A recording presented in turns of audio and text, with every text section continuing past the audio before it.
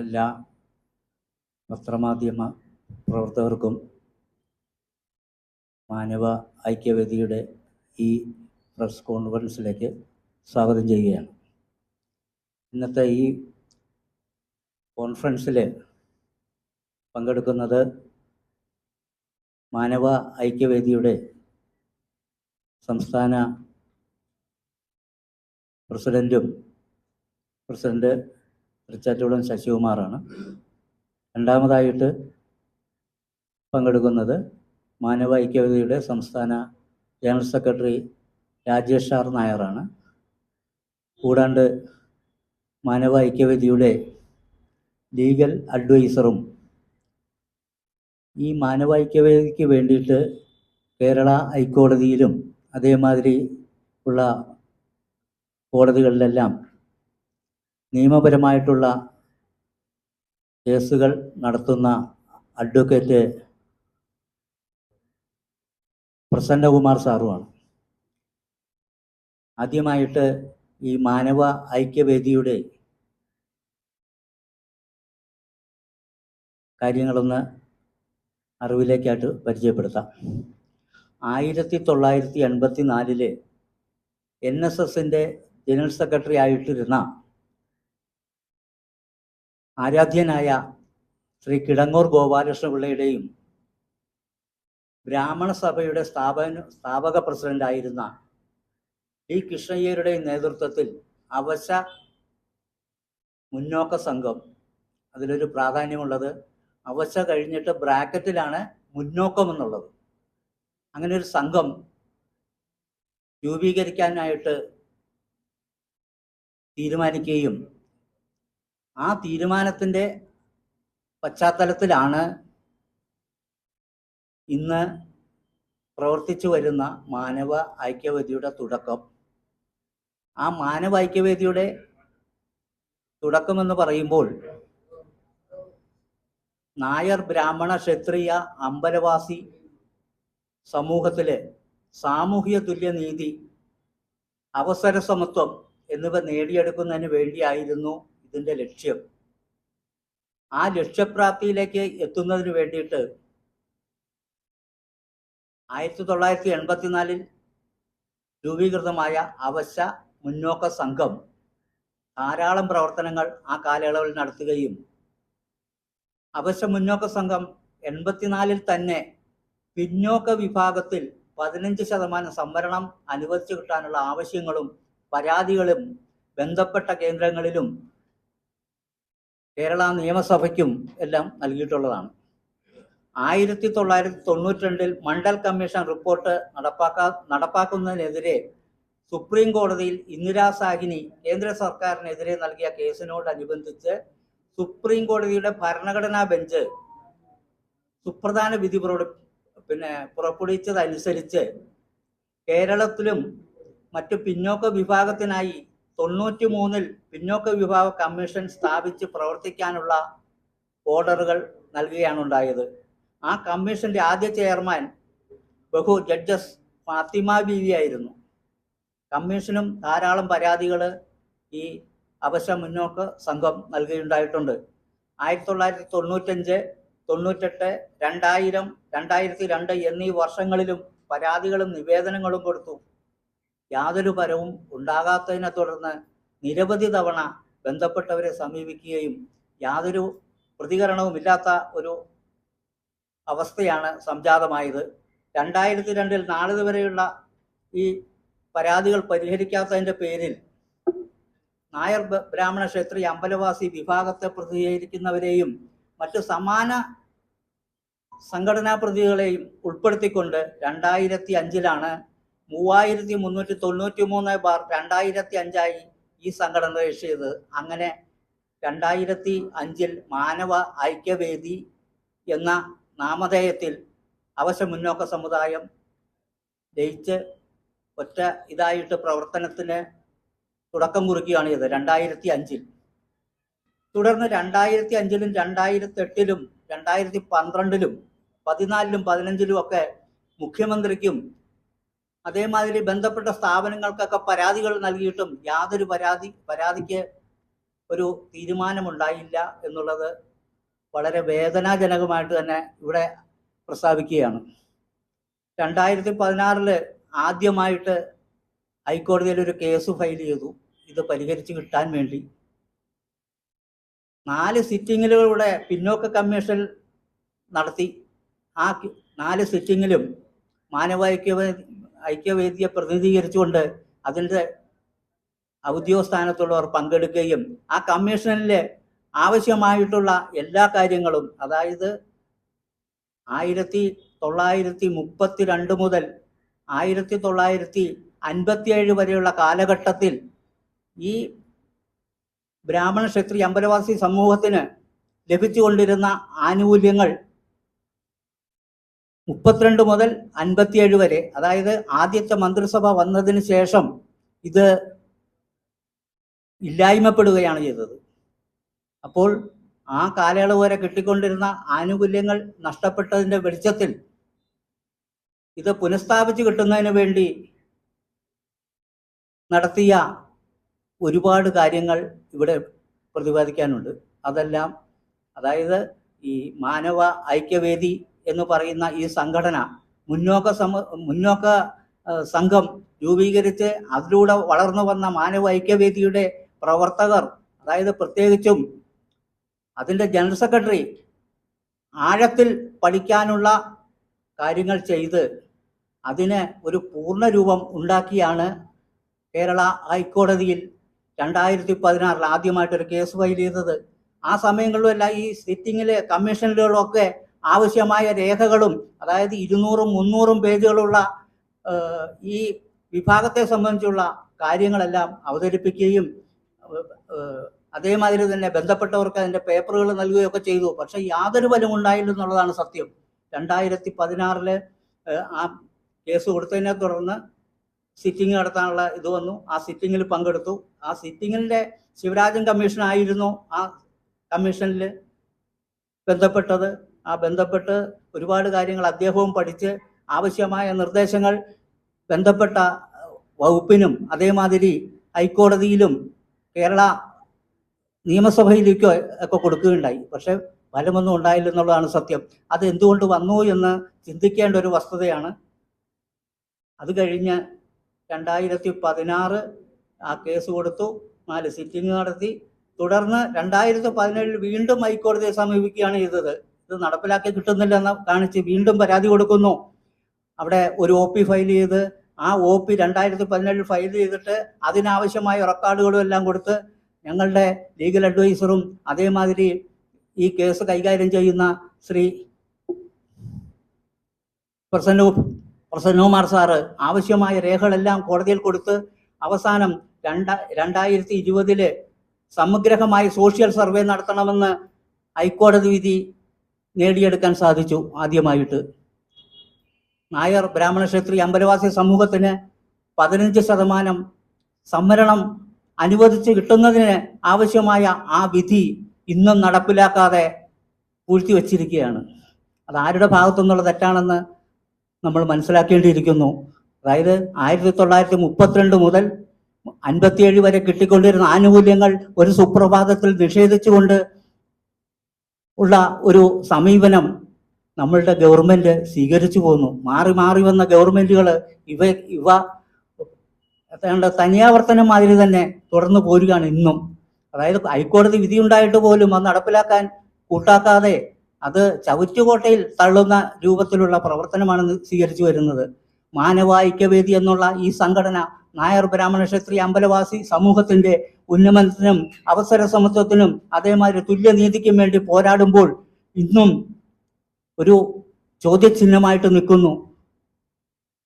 അതായത് കേരളത്തിൽ social survey നടത്തണമെന്ന കോടതി വിധി ഉണ്ടായിട്ട് പോലും അത് നടപ്പിലാക്കാൻ കൂട്ടാക്കാതെ നിൽക്കുന്ന ഈ സമൂഹത്തിന്റെ ഉന്നമനത്തിന് തുരങ്കം വയ്ക്കുന്ന രൂപത്തിലുള്ള പ്രവർത്തനമാണ് നമ്മളുടെ ഗവൺമെന്റ് നടത്തി വരുന്നത്. അത് തികച്ചും നീതിക്ക് നിരക്കാത്തതാണ്.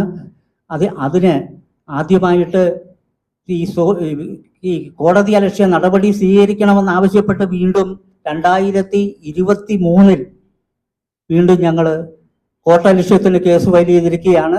അതിൻ്റെ നടപടികളുമൊക്കെ ഇപ്പം നടന്നുകൊണ്ടിരിക്കുന്നു.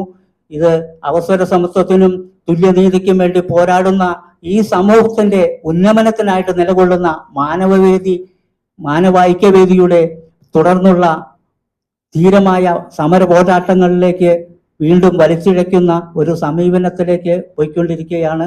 ഇതിൻ്റെ കൂടുതൽ വിശദാംശങ്ങൾ ഞങ്ങളുടെ ജനറൽ സെക്രട്ടറി ഇവിടെ വിശദീകരിക്കും. അത് ഞങ്ങളോടൊപ്പം എല്ലാവരുടെയും സഹായ സഹകരണങ്ങൾ നിങ്ങളുടെ ഭാഗത്തുനിന്നൊക്കെ ഉണ്ടാവുമെന്നുള്ള പ്രതീക്ഷയോടുകൂടി നിർത്തുന്നു. നന്ദി, നമസ്കാരം. തൃച്ചാറ്റോളം ശശികുമാർ പ്രസിഡന്റാണ്. സെക്രട്ടറിയെ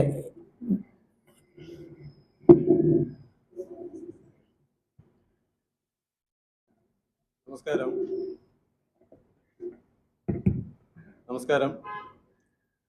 പ്രധാനമായിട്ടും കഴിഞ്ഞ ഏതാനും വർഷങ്ങളായി മാനവ ഐക്യവേദി എന്ന സംഘടന ആദരണീയനായിട്ടുള്ള കിടങ്ങൂർ എൻ ഗോപാലകൃഷ്ണപിള്ള, അതോടൊപ്പം അന്നത്തെ ബ്രാഹ്മണ സഭയുടെ പ്രസിഡന്റായിരുന്ന ശ്രീ ടി കൃഷ്ണയ്യർ എന്നിവർ ആരംഭിച്ച ഒരു മഹത് പ്രസ്ഥാനമാണ്.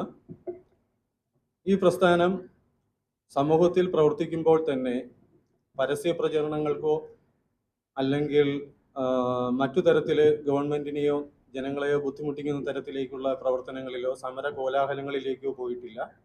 നിയമപരമായിട്ടുള്ള രീതിയിലാണ് ഇത്രയും കാലം പ്രവർത്തിച്ചു വന്നിട്ടുള്ളത്. എന്നാൽ അടുത്ത കാലത്തായി ഏതാനും ദിവസങ്ങളിലായി നമ്മുടെ സമൂഹത്തെ വർഗീയവൽക്കരിക്കുന്ന സാമുദായിക ജാതി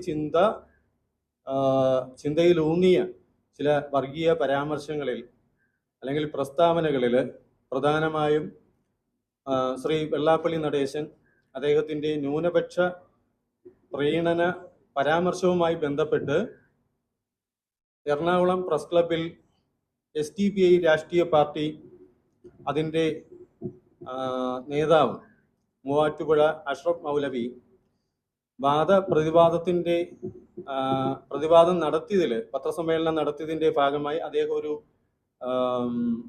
പ്രതിഷേധാർഹമായ ഒരു പരാമർശം നടത്തുകയുണ്ടായി. അദ്ദേഹം പറഞ്ഞത് നമ്മുടെ സ്റ്റേറ്റിലെ വിഭവങ്ങൾ, സ്റ്റേറ്റിലെ സർക്കാർ നൽകുന്ന ആനുകൂല്യങ്ങൾ ഇവിടുത്തെ വരേണ്യവർഗമാണ് കൂടുതൽ അനുഭവിക്കുന്നത് അല്ലെങ്കിൽ കൂടുതൽ കൈവശപ്പെടുത്തിയിട്ടുള്ളത്, ലഭിക്കുന്നത് എന്നൊക്കെയുള്ള അർത്ഥം വരുന്ന തരത്തിലാണ് അദ്ദേഹത്തിൻ്റെ പത്രസമ്മേളനത്തിൽ അദ്ദേഹം പറഞ്ഞുകൊണ്ടു പോകുന്നത്. അതിനെ തുടർന്ന് ഒരു പ്രമുഖ ദൃശ്യമാധ്യമം അവരുടെ ചാനൽ ചർച്ചയിൽ പ്രധാനമായിട്ട് പറഞ്ഞു, മുന്നോക്കക്കാരാണ് ഇവിടുത്തെ ആനുകൂല്യങ്ങൾ, സർക്കാർ ജോലികൾ, ആനുകൂല്യങ്ങളൊക്കെ മുന്നോക്കക്കാരാണ് ഇവിടെ കൂടുതലായി അനുഭവിച്ചു വരുന്നത് എന്നതിനെ കുറിച്ച് തന്നെ ഒരു ചർച്ചയുണ്ടായി. അതിനെ തുടർന്ന് അടുത്ത ദിവസം NSS എന്ന പ്രസ്ഥാനത്തിൻ്റെ ആദരണീയനായിട്ടുള്ള നേതാവ് ശ്രീ സുകുമാരൻ നായർ അദ്ദേഹം പറഞ്ഞത് ജാതി സംവരണം നിർത്തലാക്കണമെന്നുള്ള ഒരു വാദം പറഞ്ഞു.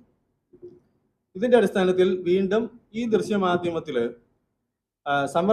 സംവരണത്തെക്കുറിച്ച്, സംവരണം നിർത്തണോ അതേ തുടർന്ന് പോകണോ എന്നതിനെ കുറിച്ചൊരു ചർച്ചയാണ് അതിൽ നടന്നിട്ടുള്ളത്. അതിൽ വീണ്ടും പറയുന്നത് ജാതി സമുദായങ്ങൾ അനുഭവിച്ചു വരുന്ന അതിനെക്കുറിച്ചുള്ള ലിസ്റ്റ് പറയുക, കണക്ക് പറയുകയാണ് അവർ.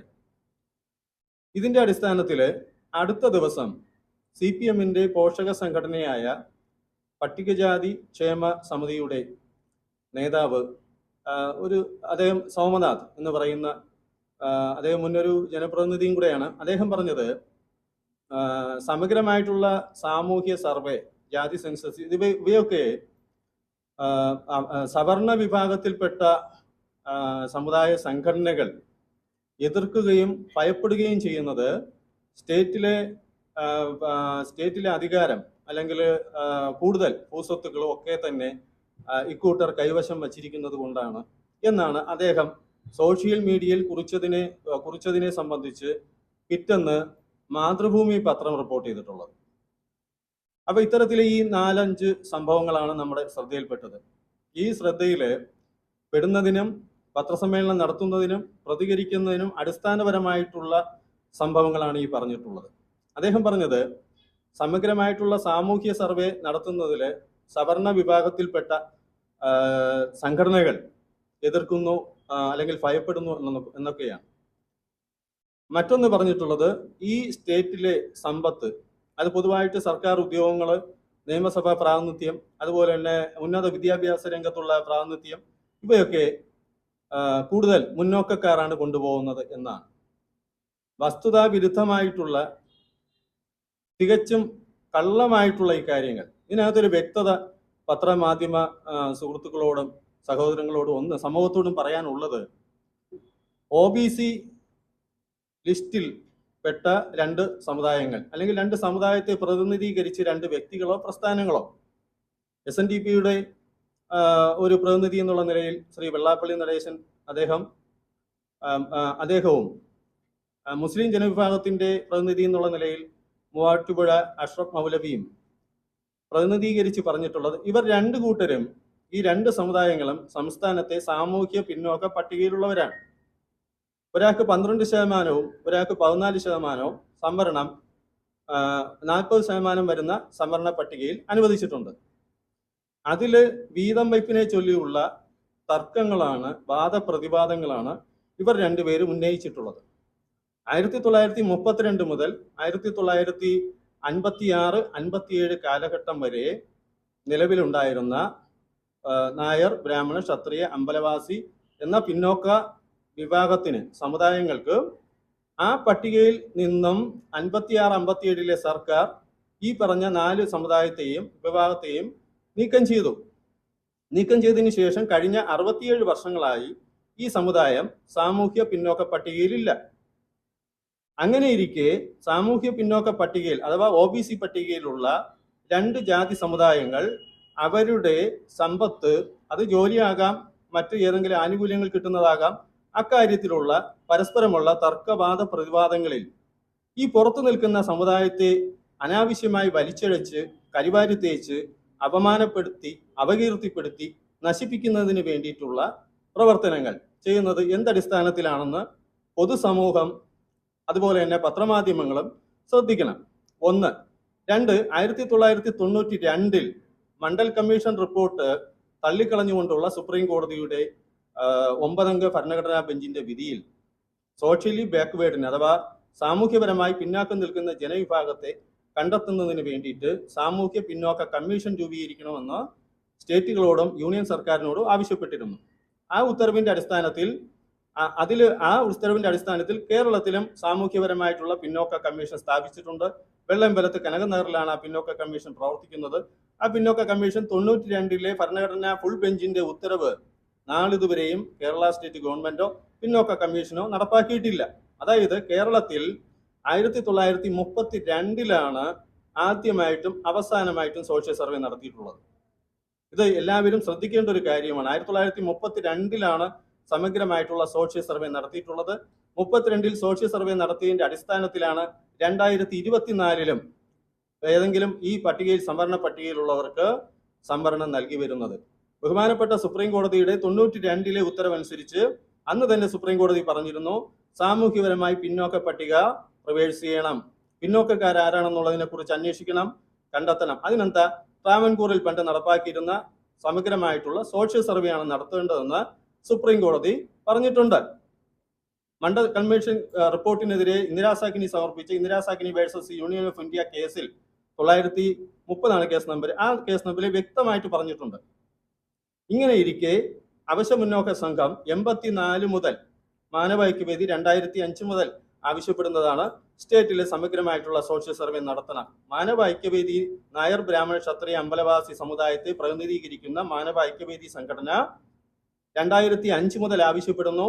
2016 ഫസ്റ്റ് കേസ് കൊടുക്കുന്നു, 2017 കൊടുക്കുന്നു, 2020 ജഡ്ജ്മെന്റ് വരുന്നു, 2022 മറ്റൊരു കേസ് കൊടുക്കുന്നു, 23 കോടതി അലക്ഷ്യ ഹർജി കൊടുക്കുന്നു. ഇങ്ങനെ ഇരിക്കുകയാണ് പട്ടികജാതി ക്ഷേമ സമിതിയുടെ നേതാവിന് അദ്ദേഹം പറഞ്ഞത്, ഈ സവർണവർഗം ഭയപ്പെടുന്നത് സ്റ്റേറ്റിന്റെ അധികാരം, അതായത് സാമ്പത്തികമാകാം, അതിൽ സർക്കാർ ഭൂസ്വത്തുക്കളാകാം, ഇതെല്ലാം ഈ പറഞ്ഞ മുന്നോക്ക വർഗത്തിന്റെ കയ്യിലാണ് ഇരിക്കുന്നത്. അതുകൊണ്ടാണ് അവർ ഭയപ്പെടുന്നത്. ഞങ്ങൾക്ക് ഭയമില്ല. ഞങ്ങൾ വ്യക്തമായിട്ട് നിയമം പഠിച്ച് മനസ്സിലാക്കി തന്നെയാണ് പ്രവർത്തിച്ചിട്ടുള്ളത്.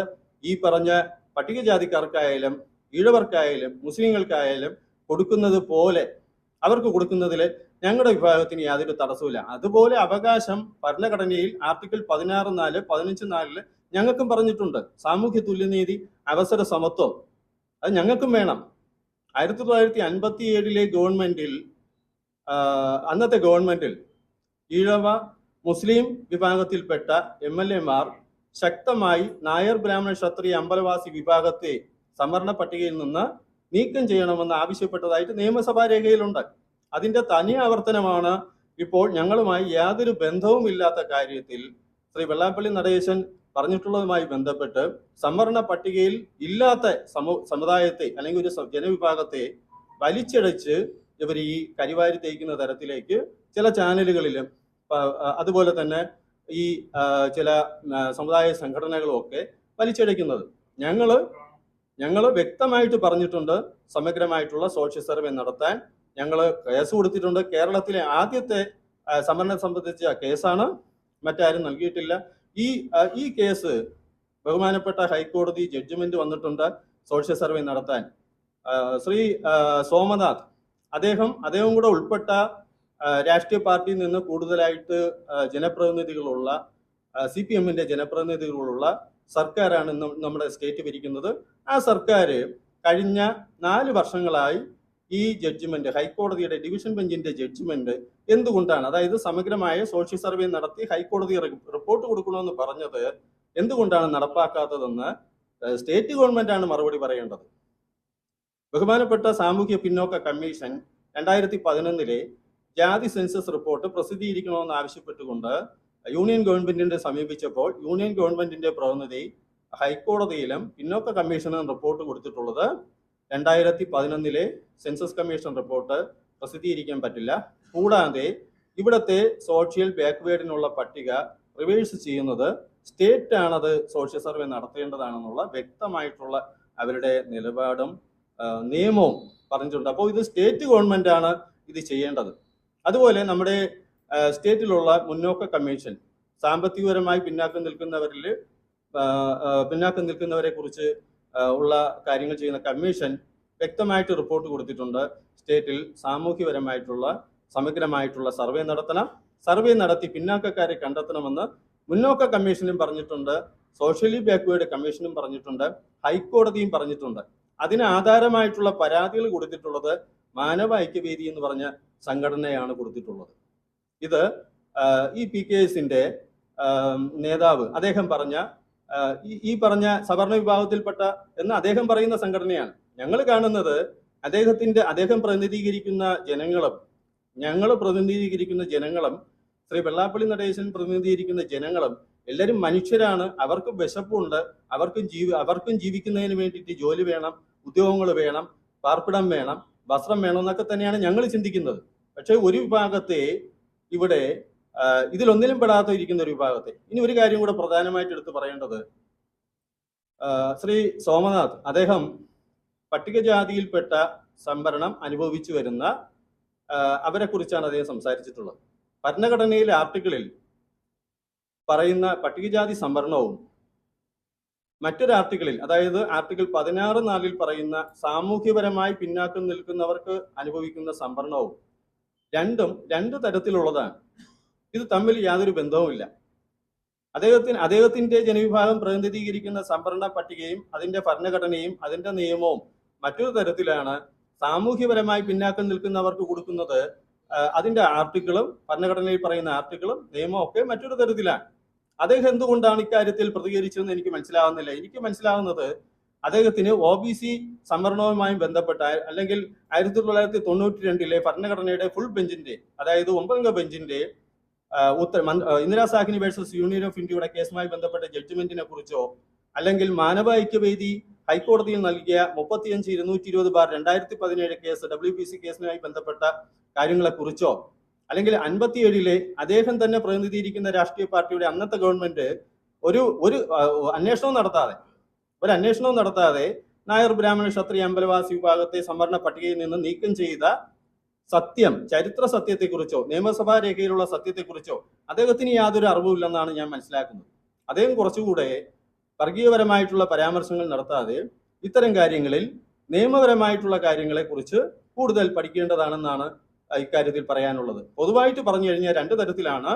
ഈ അനാവശ്യമായി സംവരണ പട്ടികയിലുള്ളവർ തമ്മിലുള്ള വീതം വയ്പ്പിന്റെ കാര്യത്തിൽ അനാവശ്യമായി സംവരണ പട്ടികയിൽ പുറത്തു നിൽക്കുന്ന സമുദായങ്ങളെ വലിച്ചഴിക്കുന്നതും കരിവാരി തീയിക്കുന്നതും അപകീർത്തിപ്പെടുത്തുന്നതും ഇത്തരക്കാർ ഒഴിവാക്കേണ്ടതാണ്. ഒന്ന്. രണ്ട്, ശ്രീ വെള്ളാപ്പള്ളി നടേശനോട് ഒരു ചാനൽ ചർച്ചയിൽ ഒരു അഭിമുഖത്തിൽ ചോദിച്ചത് സാമൂഹ്യപരമായും സാമ്പത്തികപരമായും ഈഴവർ മുന്നോട്ട് വന്നിട്ടുണ്ടല്ലോ എന്നുള്ളതിനെ കുറിച്ചാണ്. അപ്പൊ അദ്ദേഹം അതിൽ പറഞ്ഞത് പരിശോധിക്കട്ടെ എന്നാ പറഞ്ഞത്. പരിശോധിക്കട്ടെ എന്ന് പറഞ്ഞാൽ സ്റ്റേറ്റ് പരിശോധിക്കുന്നത് സോഷ്യൽ സർവേ നടത്തിയാണ്. അപ്പൊ ഫലത്തിൽ ഞങ്ങൾ കരുതുന്നത് സോഷ്യൽ സർവേ നടത്താൻ അദ്ദേഹം അനുകൂലമെന്നാണ് മനസ്സിലാക്കേണ്ടത്. അപ്പോ ഇതിന് മാനവൈക്യവേദി കൊടുത്ത കേസിനോടനുബന്ധിച്ച് ഹൈക്കോടതിയുടെ ഡിവിഷൻ ബെഞ്ചിന്റെ ഉത്തരവ് ബഹുമാനപ്പെട്ട കേരള സർക്കാർ സമഗ്രമായിട്ടുള്ള സോഷ്യൽ സർവേ നടത്തണം. അതിന്റെ അടിസ്ഥാനത്തിൽ അത് മാത്രമല്ല സ്റ്റേറ്റിലെ സർക്കാർ ഉദ്യോഗങ്ങളിൽ ഏതൊക്കെ ജാതി സമുദായങ്ങൾക്കാണ് അതിൻ്റെ അകത്ത് ജാതി സമുദായങ്ങളെ തിരിച്ചുള്ള പട്ടിക പ്രസിദ്ധീകരിക്കണമെന്ന് 92 സുപ്രീം കോടതിയുടെ ഉത്തരവുണ്ട്. അതനുസരിച്ച് ഈ ജാതി ലിസ്റ്റ് സർക്കാർ ഉദ്യോഗങ്ങളിലെ ജാതി സമുദായം തിരിച്ചുള്ള ഉദ്യോഗസ്ഥരുടെ പട്ടിക പ്രസിദ്ധീകരിക്കണം. സമഗ്രമായിട്ടുള്ള സോഷ്യൽ സർവേ നടത്തണം. OBC പട്ടിക റിവേഴ്സ് ചെയ്യണം, പുതുക്കി നിശ്ചയിക്കണം. ഇതാണ് അക്കാര്യത്തിൽ ഈ നേതാക്കൾ, സമുദായ സംഘടനകളുമായിട്ട് പറഞ്ഞ നേതാക്കൾ, അതായത് ശ്രീ സോമനാഥ്, വെള്ളാപ്പള്ളി നടേശൻ അതുപോലുള്ളവർ നേതാക്കൾ പറയുന്ന ഈ സമഗ്രമായിട്ടുള്ള സോഷ്യൽ സർവേ നടത്തുന്നു പറഞ്ഞ കാര്യത്തിൽ ഞങ്ങൾ ഇത് ഹാർദവമായി സ്വാഗതം ചെയ്യുന്നു. അക്കാര്യത്തിൽ പൊതുസമൂഹത്തിനൊപ്പം മാനവൈക്യവേദി എന്ന് പറയുന്ന വലിയ ഒരു പ്രസ്ഥാനവും കൂടെ ഉണ്ടാകുമെന്നുള്ള ഒരു സന്ദേശവും അഭിപ്രായവുമാണ് ഇന്നത്തെ ഈ കാര്യത്തിൽ പൊതുസമൂഹത്തെയും പത്രമാധ്യമങ്ങളെയും ഞങ്ങൾക്ക് അറിയിക്കാനായിട്ടുള്ളത്. ഈ വിഷയത്തിൽ ചുരുക്കുന്നു. നന്ദി. ഇനി എന്തെങ്കിലും ഈ വിഷയത്തെ സംബന്ധിച്ച് ചോദിക്കാനുണ്ടെങ്കിൽ പറയാം മറുപടി.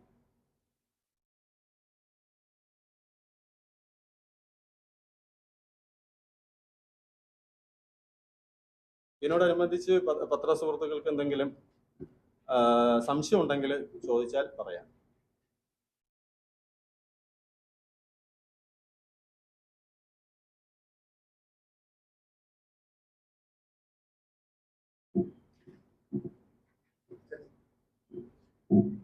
എന്തെങ്കിലും ചോദിക്കാനുണ്ടോ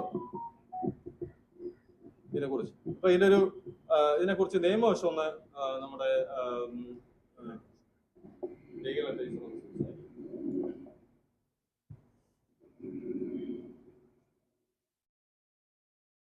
ഡിയർ ഫ്രണ്ട്സ്, ഇതില് നിയമവശം ഇപ്പോൾ പറയുകയാണെങ്കിൽ ഈ സാമൂഹിക സോഷ്യോ എക്കണോമിക് സ്റ്റഡി അത് നടത്താനായിട്ടുള്ള വിധി ബഹുമാനപ്പെട്ട ഹൈക്കോടതി പുറപ്പെടുവിച്ചിട്ടുണ്ട്. അത് നാളിതുവരെ നടപ്പാക്കാത്തത് കൊണ്ട് ആ കേസിന്മേലൊരു കണ്ടംപ്റ്റ് കോർട്ടലക്ഷ്യ കേസ് നിലനിൽക്കുകയാണ്. ആ കേസിൽ ഇടയ്ക്ക് സുപ്രീം കോടതി പോയി ഏതോ ഒരു സംഘടനയോ മറ്റോ അതിനൊരു സ്റ്റേ വാങ്ങിയിട്ടുണ്ടായിരുന്നു. 2 സ്റ്റേ ലിഫ്റ്റ് ആയിട്ടുണ്ട്. ഇനി ഒരു സ്റ്റേയും കൂടി കിടക്കുന്നുണ്ട്. അതുകൊണ്ട് ആ കേസ് നീളുകയാണ്. കേസ് ഇരിക്കെ തന്നെ സർക്കാരിന് ബഹുമാനപ്പെട്ട ഹൈക്കോടതി, കേരള ഹൈക്കോടതി പുറപ്പെടുവിച്ച വിധി നടപ്പാക്കാവുന്നതേ ഉള്ളൂ. കാരണം എല്ലാവരും പറയുന്നത് ജാതി സെൻസസ് എടുക്കണം എന്നാണ്. ജാതി സെൻസസ് എടുത്തിട്ട് കാര്യമില്ല. ജാതി സെൻസസ് എന്ന് പറയുന്നത് ഓരോ ജാതിയിലും പെട്ട ആളുകൾ എത്രയുണ്ട്, അതല്ല വിഷയം. ആ ഓരോ വിഭാഗത്തിനും എത്ര ജനപ്രാതിനിധ്യ അംഗങ്ങളുണ്ട്, അല്ലെങ്കിൽ അവരുടെ ആൾക്കാർക്ക്, ആ വിഭാഗത്തിലെ സാമുദായിക അംഗങ്ങൾക്ക് എത്ര പേർക്ക് ഗവൺമെന്റ് സ്ഥാപനങ്ങളിൽ ജോലി, കേന്ദ്രമാണേലും സംസ്ഥാനമാണേലും ജോലിയുണ്ട്. ഇതിന്റെ അടിസ്ഥാനത്തിലാണ് ഒരാളുടെ പിന്നോക്കാവസ്ഥ നിശ്ചയിക്കുന്നത് ഭരണഘടനാ പ്രകാരം. ഇതാരെങ്കിലും വെറുതെ പറയുന്നതല്ല, അതാണ് നടത്തേണ്ടത്. ഇത് ജാതി സംവരണം എന്ന് പറയുന്നത് അതൊരു വെറും പൊളിറ്റിക്കൽ ആയിട്ടുള്ളൊരു മുദ്രാവാക്യമാണ്. കാരണം ഓരോ ജാതി, കാരണം ഇപ്പോഴേ ഒരു കാര്യമുണ്ട്, മൊത്തം വോട്ടെന്ന് പറയുന്നത് നമ്മുടെ ജനാധിപത്യ പ്രക്രിയയെ, അതിന്റെ ജനാധിപത്യ മൂല്യങ്ങളെ തന്നെ അതിന്റെ അന്തസ്സത്തെ കെടുത്തിക്കൊണ്ടാണ് ഇപ്പോഴും നിർഭാഗ്യമാണത് നടന്നു വന്നുകൊണ്ടിരിക്കുന്നത്. അതായത് ജാതിയാണ് വിഷയം. ഓരോ മണ്ഡലങ്ങളും അല്ലെങ്കിൽ ഒരു വാർഡ് തലത്തിലുള്ള അല്ലെ പാർലമെന്റ് മണ്ഡലങ്ങളിലും എത്ര ജാതിയുണ്ട് എന്നുള്ളതാണ്. ആ ജാതിയിലെ ആളിനെ പിടിച്ച് സ്ഥാനാർത്ഥിയാക്കുക, ഇത്തരം വിഷയങ്ങളാണ്. അല്ലാതെ അവിടുത്തെ ഒരു പൊതുസമ്മതനായ ഏറ്റവും നല്ല ഒരു പ്രവർത്തകനെ അല്ല നോക്കുന്നത്. വെറും ജാതി നോക്കി വോട്ട് ചെയ്യുന്ന ഒരു കൾച്ചറാക്കിയിട്ട് ജനാധിപത്യ പ്രക്രിയ അതപ്പതിച്ചിരിക്കുകയാണ്. അപ്പൊ അതിന്റെ തുടർച്ചയാണ് ഈ ജാതി സംവരണം എന്ന് പറയുന്നത്. ഇപ്പൊ നമ്മൾ പറയാനുള്ളത്, സ്ഥിരമായി ആരെങ്കിലും പിന്നോക്കം അവസ്ഥയില്ല. കാരണം മൊബിലിറ്റി ഉണ്ട്, സാമൂഹിക സോഷ്യൽ സ്ട്രാറ്റിഫൈഡ് ആണ്, പല പല തട്ടുകളാണ് സമൂഹം. എന്നിരുന്നാലും അപ്വേർഡ് ആൻഡ് ഡൗൺവേർഡ് മൂവ്മെന്റ് ഉണ്ടാകും. അതാണ് സാമൂഹിക സോഷ്യോളജി പറയുന്നത്. അപ്പൊ അത് പഠിക്കണമെങ്കിൽ സാമ്പത്തിക സാമൂഹിക പഠനം, സോഷ്യോ എക്കണോമിക് സ്റ്റഡിയാണ് നടത്തേണ്ടത്. അപ്പൊ ഓരോ വിഭാഗത്തിന് എത്രയെന്ന് മനസ്സിലാക്കും. അതിന്റെ അടിസ്ഥാനത്തിലാണ് സംവരണ പെർസെൻറ്റേജ്, ശതമാനം നിശ്ചയിക്കേണ്ടത്. അല്ലാതെ സ്ഥിരം കുറെ ആളുകൾ പിന്നെ അവരെല്ലാം പിന്നെ പിന്നോക്കം, കുറെ ആളുകൾ മുന്നോക്കം എന്ന് പറയുന്നത് അശാസ്ത്രീയമായ കാര്യമാണ്, ഭരണഘടനയ്ക്ക് എതിരുമാണ്. അപ്പൊ അതിലാണ് നമ്മൾ ഊന്നൽ കൊടുക്കുന്നത്. അത് നിശ്ചയിക്കേണ്ടത് പഠനമാണ്. അതിനാണ് ഇവിടെ ഒരു പിന്നെ പിന്നോക്ക കമ്മീഷനെ വെച്ചിരിക്കുന്നത്. അത് എല്ലാ സംസ്ഥാനത്തും ഉണ്ട്, കേന്ദ്ര തലത്തിലും ഉണ്ട്. നമ്മുടെ കണ്ടംപ്റ്റ് ഓഫ് കോർട്ട് ഫയൽ ചെയ്ത് കഴിഞ്ഞപ്പോൾ കേന്ദ്രത്തിൽ നിന്ന് വന്ന പിന്നെ അതിന്റെ ഉന്നത ഉദ്യോഗസ്ഥ എന്ന് പറഞ്ഞത്, ഇത് നമ്മൾക്ക് ചെയ്യേണ്ട കാര്യമല്ല, അതായത് സംസ്ഥാനത്താണ് ചെയ്യേണ്ടത്. സംസ്ഥാന ഗവൺമെന്റ് പിന്നോക്ക കമ്മീഷന് എല്ലാവിധ സപ്പോർട്ടും കൊടുക്കണം, പിന്നെ ഈ പ്രവർത്തനത്തിനായിട്ടുള്ള എല്ലാ സഹായവും ചെയ്യണം. അത് ഗവൺമെന്റിന്റെ ജോലിയാണ്. ഈ റിപ്പോർട്ട് തയ്യാറാക്കേണ്ടത് ഈ പിന്നോക്ക കമ്മീഷനാണ്. പക്ഷേ ഈ 3 പതിറ്റാണ്ടായിട്ടും ഒന്നുമില്ല. അതിനിടയ്ക്ക് തന്നെ ചില വിഭാഗങ്ങളെ ഏകപക്ഷീയമായി പിൻവാതിലൂടെ നിയമിക്കുന്ന പോലെ ഏകപക്ഷീയമായി ഒരു സർവേയും നടത്താതെ അങ്ങ് പിന്നോക്കമായിട്ട് പറയുകയാണ്. അപ്പൊ ആളും നോക്കി ചുമ്മാതെ ഓരോ സ്ഥാപിത താല്പര്യപ്രകാരം ചെയ്യേണ്ട വിഷയമല്ലത്. വളരെ ഗൗരവമായ വിഷയമാണ്. കാരണം എല്ലാ ആൾക്കാർക്കും തുല്യ നീതി, തുല്യ അവസരം കൊടുക്കേണ്ടതാണ്. അപ്പൊ അതില് സംവരണം എന്ന് പറയുന്നത് ഈ ഒരു അടിസ്ഥാനത്തിലായിരിക്കണം. എത്ര അർഹത ഉണ്ട്, എത്ര പെർസെൻറ്റേജ്, എത്ര ശതമാനം അർഹതയുണ്ട് എന്നുള്ളത് പഠനത്തിലൂടെ നിശ്ചയിക്കേണ്ട കാര്യമാണ്. അതല്ലാതെ ആരുടെയെങ്കിലും ഇഷ്ടാനിഷ്ടങ്ങൾ അല്ലെ ഏതെങ്കിലും പ്രീണനം വഴിയല്ല ചെയ്യേണ്ടത്. അപ്പൊ എൻ്റെ അഭിപ്രായത്തിൽ സ്ഥിരമായി ഒരു വിഭാഗവും പിന്നോക്കമോ മുന്നോക്കമോ അല്ല, അത് പഠനത്തിലൂടെ സ്ഥാപിച്ചെടുക്കേണ്ട കാര്യമാണ്. ഇത്രയും മാത്രമേ പറയുന്നുള്ളൂ.